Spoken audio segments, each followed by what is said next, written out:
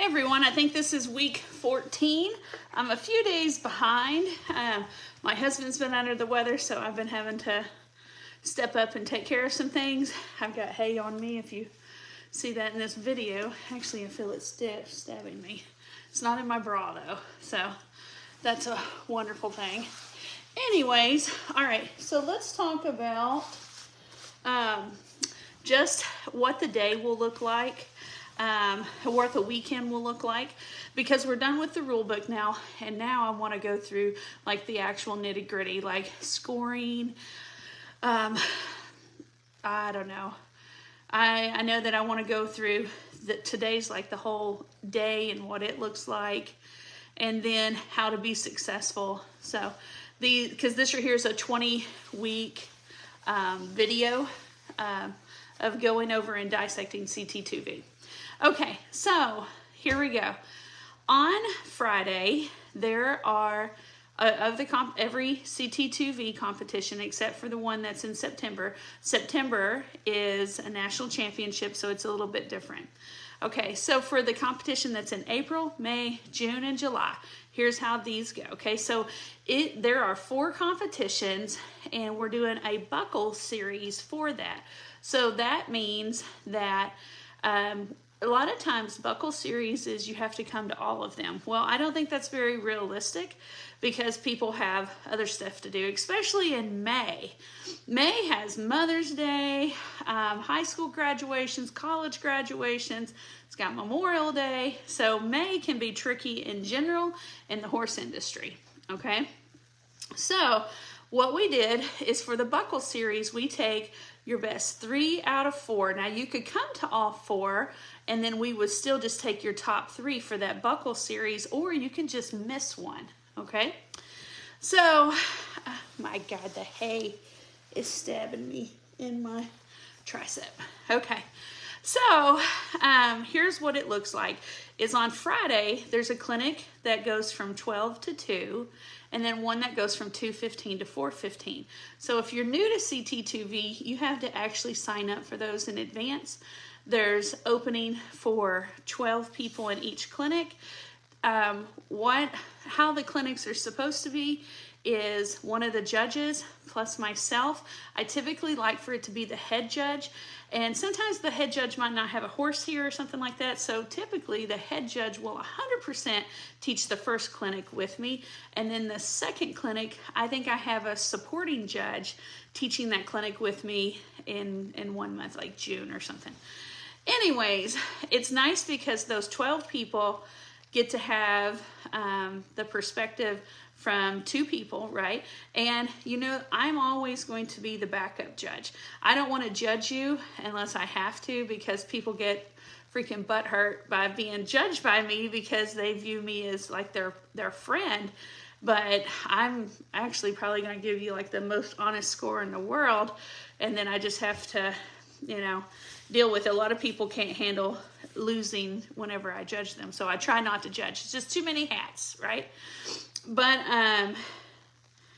by the way, for the people that have signed up, you had to pay a deposit. So each one of those clinics is $40, okay? And you have to pay in half to be able to reserve that spot. Now then, I want to make sure people don't think that whenever they get here, oh, I didn't get here in time, so I don't want to pay for the clinic. No, you kept me from getting other people to sign up. So, and I do have a waiting list for them, but it's hard to do that last minute. So if you have reserved a spot and I have kept people from being able to sign up for that, then you have to pay for it, because it keeps us from being able to make a living. And we also pay our judges half of that clinic fee, okay? So anyways, clinic from 12 to 2, 2:15 to 4:15. Now then, about 30 minutes after that second clinic is whenever sign-ups will happen. Okay, so sign-ups are important because you get to pick your run order. You get to pick your run order for the ranch horsemanship. You get to pick your run order for cowboy roulette. It's important for trail. You know, sometimes people come here and they've got all sorts of other things they're trying to do, right? They might have to leave for a graduation, or they might want to, or they might know that they get really nervous, so they want to compete early. Or they know they might be new to CT2V and be like, holy crap, I want to watch everybody go so I can watch the competition. So sign up's important. That will happen 30 minutes after that second clinic. And the reason for that is because I don't want to, do it before the clinics, because then that's somebody that has the time or the money to come to those. They're getting a leg up, and so I don't like that, right? I don't want to do that because it pushes people to do something that they financially might not have been able to do, okay? So I don't do the sign-ups before because it gives them an unfair advantage for the people that can come to the clinics, okay? Because I know a lot of people on Friday, they got to work, they've already got their stuff, and then they're trying to get here just as soon as they can. So I get that. So I don't want to punish them, for working on Friday to be able to afford to come and do this stuff. So 30 minutes after the second clinic is when the signups will be, and they'll be it's going to be the building that we call the 06. The 06 is because we've been in the same family since 1906. The family farm has been. We bought it in 2013.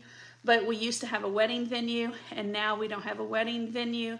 And so we're like, what do we call that? I mean, if we call it the barn, that is not very descriptive because we have a couple of barns. So it will be labeled as the 06, okay? Plus, I think that's pretty swanky, like no telling what we're doing homesteading classes in there and stuff, but that's where signups will be, okay?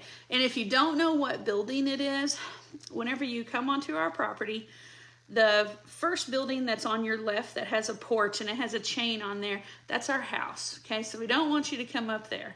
So then the next building on the left is what used to be the wedding venue, which is now the 06, okay? It has a privacy fence around it. So with that being said, you shouldn't ride your horses inside that privacy fence. You should also not ride your horses on top of the sewer laterals, okay? Because it's just common sense sometimes ain't common, right? You gotta say stuff. By the way, so there's two buildings on the left, our house, then the 06. The first building on your right has a pink horse, and that is the shower house. It's a brick block building, and that's where your campsites are going to be assigned. We have a massive board up there, and I change it each weekend. It's dry erase, and it will have your campsite number and your stalls that are assigned to you, and the stalls have a number above them, okay? Now, make sure you don't get here early and be like, oh, hey, I took different stalls because I wanted these to be right across. Oh, my God. We have worked such an elaborate trying to get everybody's horses the closest and all that. Don't change anything. It even says on the board, do not change anything, okay? And by the way, don't show up with an extra horse and be like, oh, I forgot to tell you, we might be out of stalls, okay? And then you're not going to have a place for that horse. So don't show up with extras. And if you, by the way, we are going to be running out of stuff. So you need to make sure and have your numbers right. Don't be like calling me that morning with trying to change numbers. That's a big pain in the ass. And I've got a whole bunch of irons in the fire. So try to get your stuff right as soon as you can. And make sure you bring your coggins, because if you come here without a current coggins on your horse, I won't let you get your horse out and you'll have to leave. So, and don't be like, oh, she won't do it. No, I do it every year. So, anyways, so make sure you're getting your horse's coggins done right now. So, because the first competition is in April, so it's going to take you a little bit of time to get it scheduled with your vet. Then it's going to take time to get it back. Now, you can show us an electronic copy, or it can be a paper copy. Just don't be, boy, we've had some people do some sketch stuff. Like, oh my God. Oh, they think that, they're like, oh, it's a bay horse. She won't check. And then I'll be like, this paperwork says that it's a mare, and then you don't have a mare with you. So just get your piece of paperwork. It's like $20, okay? So, all right, we do sign up on Friday afternoon, 30 minutes after the second clinic. Then Saturday, we're going to have a massive group. Every month is going to be a big CT2V group. I'm going to go ahead and move our start time to 8 a.m. And if it gets really hot in June or July, I'll even move it earlier to beat the heat, okay? So that means, now not everybody has to be up there for the beginning of the ranch horsemanship, but if you want to get up and ride your horse in the arena in the morning, you're more than welcome, okay? We don't cut you off from that. So there's only one big change up from the previous years, okay? So you're not allowed to be on the the trails on the day that we do trail. So that is going to be on Saturday, because we've got to do setup and stuff, and we don't want people to be like, oh, I wonder what we're going to be doing here, and then you're like messing up our cones and stuff like that, okay? So don't be on the trails until it's trail time, and then after we're done with competition, you can go and do all the trails you want, okay?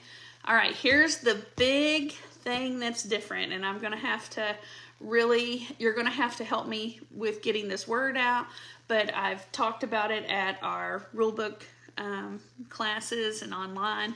But we're going to do, at minimum, Foundations 1 and Buckaroo on Saturday instead of on Sunday, okay? So that means that the Foundations 1 and the Buckaroo, if you're competing, and those classes will be on the obstacle course, that means they cannot be on the obstacle course the day that they compete, okay? Because that's not fair. Usually people are used to being able to go up to the obstacle course on Saturday, and everybody can, I mean, like, if you're not competing in Foundations 1 or Buckaroo, if that horse isn't, then you can go and play on the obstacle course. So we're going to have to really try to help those people out whenever they sign up on Friday to make sure that they know that they can't be on the course the day that they compete.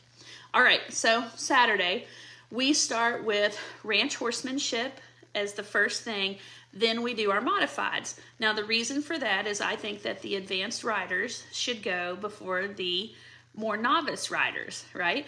Do you know that most other associations start with novice first, and then at the end of the day they have the more advanced riders? I always thought that was just a bunch of crap. You know, whenever I was a novice, I hated that I had to go first. I wanted to watch other people go. So I made sure and changed that whenever we did CT2V. So the more advanced riders, our ranch horsemanship will go first, followed by modified. Then, as soon as we're done with modified, then we'll do cowboy roulette. So make sure that you're paying attention and don't be asking us, because we will have, there's a thing called the information station that is at the arena, and people signed up with their rider number and their name. Now, even if you don't know anybody, you can listen for the rider number and figure out where we're at. That's going to be a lot better than, y'all would sound like little chickens pecking at me like, hey, who's going, buck, buck, buck. It's going to sound like that whenever we're trying to run the competition, when all you've got to do is use your context clues and figure it out for yourself, or just ask someone. Ask anybody, like, do you know what, here, can you listen for the next rider number and then check it yourself, okay? So we try to do that stuff so people can help themselves instead of us having to like hold your hand, because like we end up having to hold the hand of 70 people, right? So and we're trying to make sure the event stays on schedule, so just try to help yourself. But be up there as soon as the modified ranch horsemanship goes for cowboy roulette. Now then, I have said that I was going to do the Foundations 1 and the Buckaroo after cowboy roulette. I've got to see how many people sign up for those classes in April, because I was thinking about doing it right after cowboy roulette. It would allow maybe my husband to go do the final things, or let my judge take a break, you know, my head judges, you know, but I might not be able to do Foundations 1 and Buckaroo until after trail. And the reason for that is the cones. We use the cones on trail that are numbered. So I don't know. I've got to talk to David. We might have to buy a second set of cones, which I think would really help us out anyways. So, and then there will be trail. Trail, there's 2 different times on the trail sheet. There's going to be the sign up to come get your paperwork and then your leave time, and there's 20 minutes in between those. So the time to pick it up will be on the left, then you'll have your name, and then your go time is the later time is on the right. And then we'll also keep a copy of that at the information station that's at the arena. So just a little bit of wiggle room for, this is my first year doing Foundations 1 in Buckaroo on Saturday. We used to always do that on Sunday, but we got to get y'all out of here on Sunday. We got to get, the days got to be shorter. So I know 100% that Foundations 1 in Buckaroo will be on Saturday, and I really want Foundations 2 to be on Saturday, but I want to kind of baby step into it on in April and just do 2 of the 3, just to make sure I'm not biting off more than I can chew. Okay, so my anticipation is that all of the foundations will be, we'll have more daylight then also, will be on Saturdays. And so for the people that have been here before, you know that on the obstacle course is where we do Foundations 1, 2, all the obstacle competitors and Buckaroo.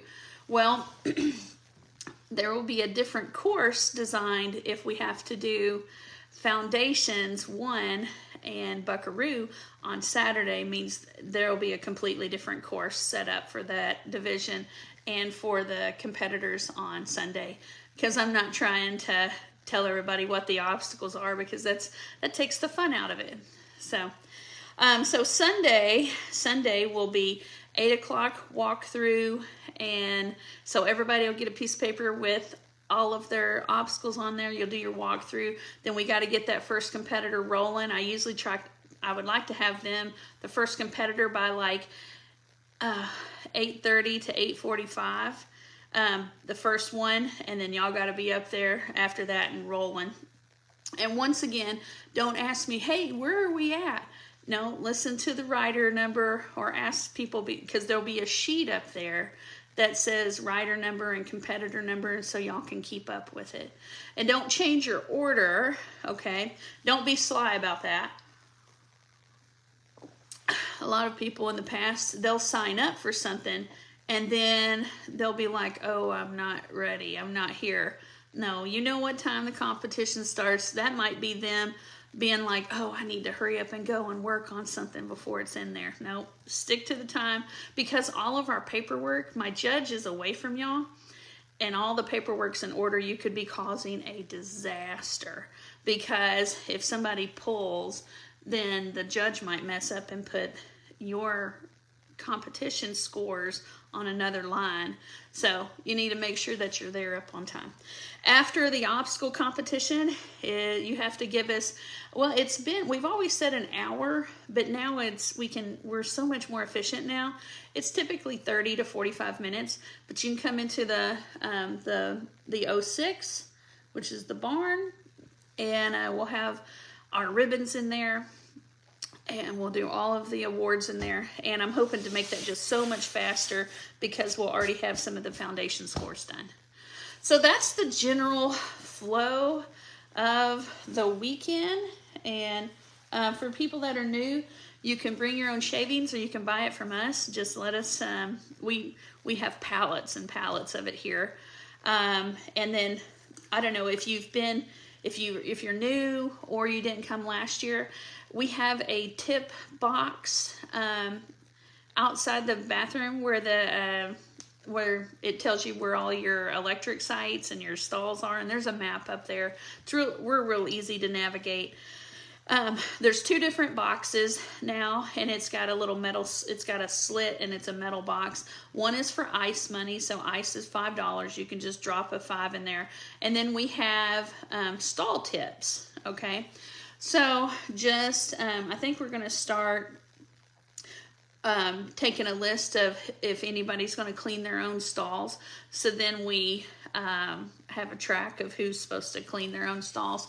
But leave a tip in there. And remember, it's 2024, so don't be leaving $3 or $4. I mean, we can't hire people for that amount. We have some youth that clean it, but they're not going to stick around if y'all don't tip them good. So I don't know, $7, $8, $10 would be really nice, would be appreciated. So then you can leave your stall dirty. If you don't want to pay for the tip, just make sure and clean your stall, and don't be leaving the shavings in there. You have to completely strip it. So I would most definitely leave money to get it done.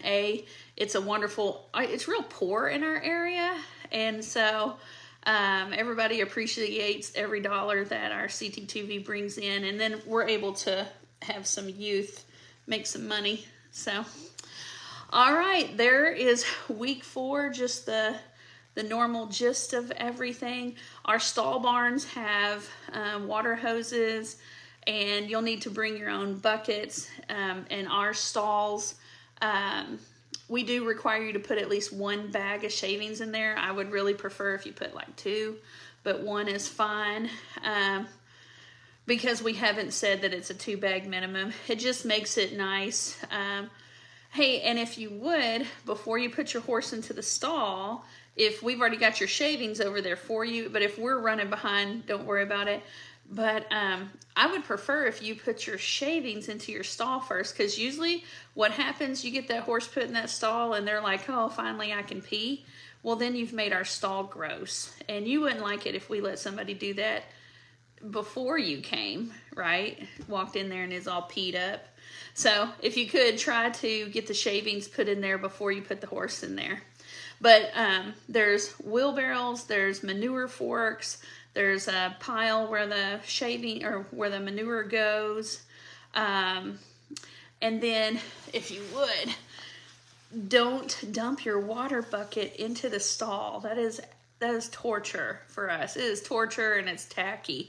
And so like when you go to empty your water bucket, take it out to the gravel road. Don't pour it right outside of your stall. Once again, that's horrible. If we let people do that before you came, you would be ticked off because it'd be gross, right?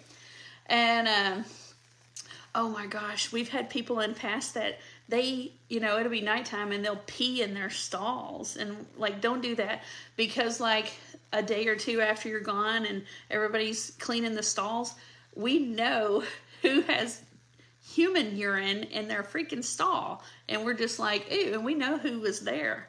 So we know who's been peeing in their stalls. Don't do that. It's weird. So, and it totally stinks. Okay. So there's a little tidbit behind the scenes, okay? So, and we don't have hay for sale. We used to have hay for sale, but there was a hay shortage last year, so make sure and get some square bales of hay. We've had people before that they came here and there was glass in their bale of hay, or they had issues. Let us know. I mean, we're not going to have a horse starve to death because a disaster happened, okay? So just let us know. All right, so there's enough for week 14 of just things to chew on. And I've got I think I've already got like 6 trailers in primitive. So we are going to be, April's going to have to be very, it's going to have to be ran very quickly, you know what I mean, with no issues. And our ranch horsemanship pattern is number 1, which is the fastest one. So that'll be good to get that up and get that done quickly, right? So, all right, y'all have a wonderful day, and I will see you next week. Sorry, I am a couple of days late. I usually like to do these on Tuesday, and I think it's Friday, and but I just got a little bit behind, so I'll be back on track next week.